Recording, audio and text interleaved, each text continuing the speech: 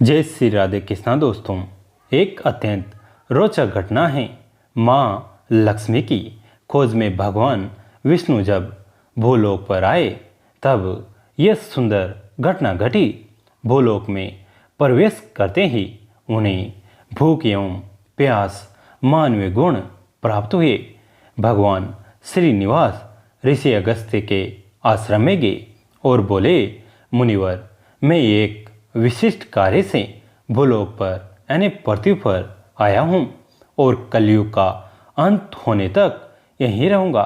मुझे गाय का दूध अत्यंत पसंद है और मुझे अन्न के रूप में उसकी आवश्यकता है।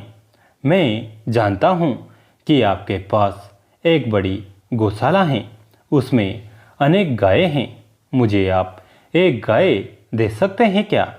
ऋषि अगस्त्य हंसे और कहने लगे, स्वामी, मुझे पता है कि आप श्रीनिवास के मानव स्वरूप में श्री विष्णु हैं। मुझे अत्यंत आनंद है कि इस विश्व के निर्माता और शासक स्वयं मेरे आश्रम में आए हैं। मुझे यह भी पता है कि आपने मेरी भक्ति की परीक्षा लेने के लिए यह मार्ग अपनाया है। फिर भी स्वामी, मेरी एक शर्त है कि मेरी गौशाला की पवित्र गाय केवल ऐसे व्यक्ति को मिलनी चाहिए जो उसकी पत्नी संग यहाँ आए। मुझे आपको उपहार स्वरूप गाय देना अच्छा लगेगा, परंतु जब तुम मेरे आश्रम में देवी लक्ष्मी संग आओगे और गोदान देने के लिए पूछोगे तभी मैं ऐसा कर पाऊंगा। भगवान श्रीनिवास हंसे और बोले, ठीक है मुनिवर, तुम्हें जो चाहिए वो मैं करूँगा। ऐसा कहकर वे वापस चले गए। बाद में भगवान श्रीनिवास ने देवी पद्मावती से विवाह किया। विवाह के कुछ दिन पश्चात भगवान श्रीनिवास उनकी दिव्य पत्नी पद्मावती के साथ ऋषि अगस्त्य महामुनि के आश्रम में आए, पर उस समय ऋषि आश्रम में नहीं थे। भगवान श्रीनिवास ने उनके शिष्यों से पूछा, आप कौन हैं और हम आपके लिए क्या कर सकते हैं? प्रभु ने उत्तर दिया, मेरा नाम श्रीनिवास है और यह मेरी पत्नी है।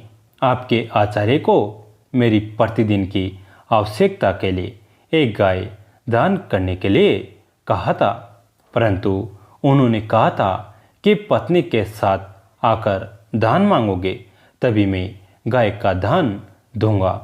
यह तुम्हारे आचार्य की शर्त थी, इसलिए मैं अब पत्नी संग आया हूँ।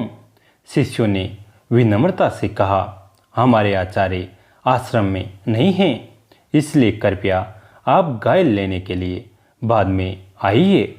श्रीनिवास हंसे और कहने लगे, मैं आपकी बात से सहमत हूँ, परंतु मैं संपूर्ण जगत का सर्वोच्च शासक हूँ, इसलिए तुम सभी शिष्यगण मुझ पर विश्वास रख सकते हैं और मुझे एक गाय दे सकते हैं। मैं फिर से नहीं आ सकता। शिष्यों ने कहा, निश्चित रूप से आप धरती के शासक हैं, बल्कि यह संपूर्ण विश्व भी आपका ही है, परंतु हमारे दिव्य आचार्य हमारे लिए सर्वोच्च हैं और उनकी आज्ञा के बिना हम कोई भी काम नहीं कर सकते। धीरे धीरे हंसते हुए भगवान कहने लगे, आपके आचार्य का आदर करता हूँ। कृपया वापस आने पर आचार्य को बताइए कि मैं सपत्नीक आया था। ऐसा कहकर भगवान श्रीनिवासन तिरुमाला की दिशा में जाने लगे। कुछ ही मिनटों में ऋषि अगस्त्य आश्रम में वापस आए और जब उन्हें इस बात का पता लगा तो वे अत्यंत निराश हुए। श्रीमन नारायण स्वयं माँ लक्ष्मी के संग मेरे आश्रम में आए थे। दुर्भाग्यवश मैं आश्रम में नहीं था।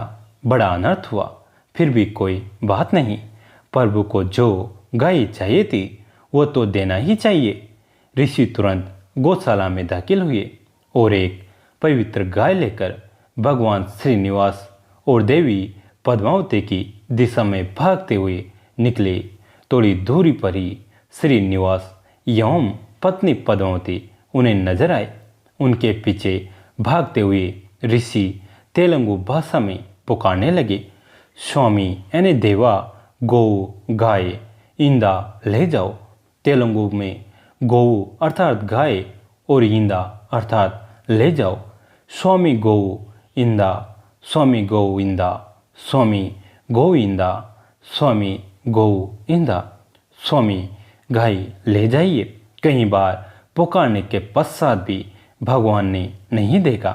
इधर मुनि ने अपनी गति बढ़ाई और स्वामी ने पुकारते हुए शब्दों को सुनना शुरू किया।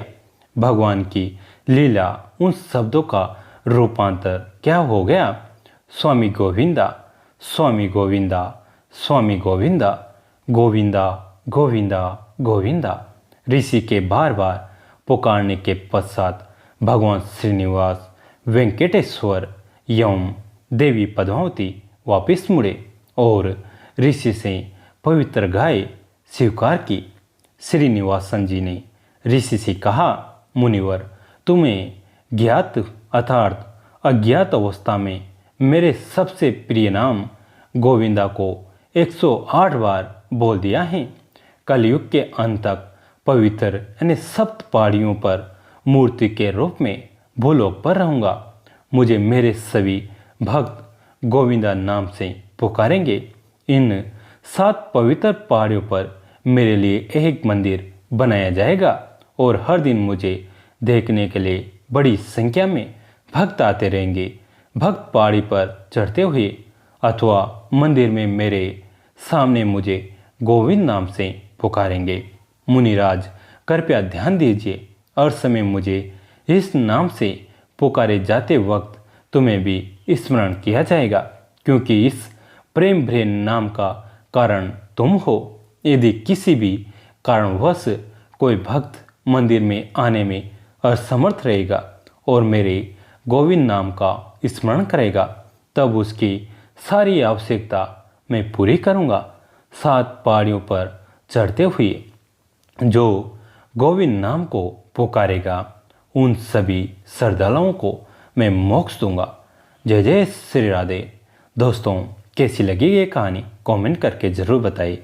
वीडियो को लाइक करें, चैनल को सब्सक्राइब करें, घंटी के बटन को दबाकर ऑल पर क्लिक करें। दोस्तों, इस कहानी को अपने दोस्तों के साथ, फैमिली के साथ शेयर जरूर करें और कमेंट में जय श्री राधे जरूर लिखें। धन्यवाद दोस्तों।